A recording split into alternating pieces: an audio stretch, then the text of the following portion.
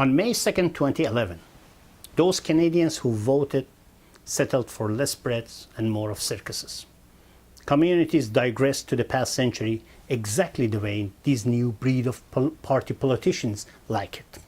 Sadly, in recent years, Canadians witnessed that the existing government, the Federal Conservative Party, became bolder and more dictatorial, which is evident from the way their candidates are campaigning. Don't rock the boat is the theme of the Conservative candidates in recent elections, and the ghostwriting is their methodology. Muzzling cabinet members, meddling in the private life of Canadians, and avoiding the media are indicative of a hidden agenda. Canadians find themselves in a paradoxical position.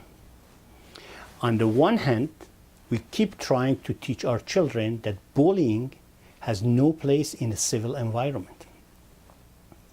On the other hand, we vote for grown-up conservative candidates who are willingly being subjected to their boss's bullying, a Gestapo style of operation within the party, at the cost of taxpayers and their freedom.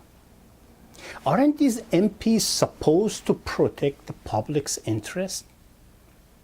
On the other side of this equation is the Liberal Party, who, unlike conservatives, are disorganized, and their best idea so far for improvement of the party is to keep changing their leader, hoping to hit the bullseye one day. They got power in 1993, mainly because of the demise of the old Progressive Conservative Party.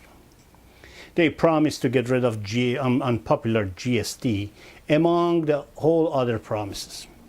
As a matter of fact, liberals could claim the ownership of the phrase, "promises are made to be broken."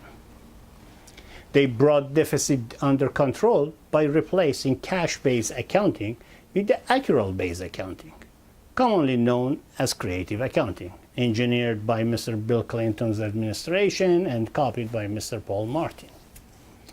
However, liberals are compensating for the loss of the Canadian jobs to offshore companies by parachuting in their star players from south of the border. And some of us still remember Mr. Ignatieff. As for the NDP, their behavior remind me of a quote from the late Indira Gandhi, who once said, "There are two kinds of people, those who do the work and those who take the credit. Try to be in the first group. There is less competition there."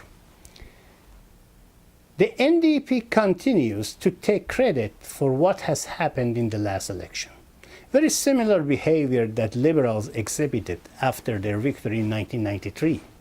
The NDP is trying to cash in because of their unprecedented success in the last general election, as a result of the Bloc Québécois' demise, trying to take all the credit, rather than admitting the role played by the disorganization of the other party in Quebec, capitalizing on concerns about the economy.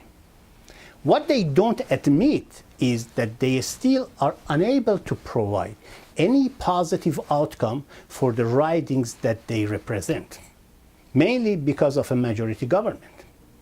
That means when it comes to the life of an ordinary citizen, they continue to be the most irrelevant part of this election, as they have been in the previous ones.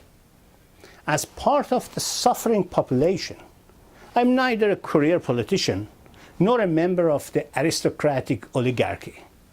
I'm just a concerned citizen. I don't answer to party leaders, non-delegate industrialists, union bosses, or special groups. I only answer to my electorate as an independent MP if and when I become their MP. My name is Bahman Yazdanfer, your Canadian immigrant independent candidate, looking forward for your participation on the November 25th. Thank you.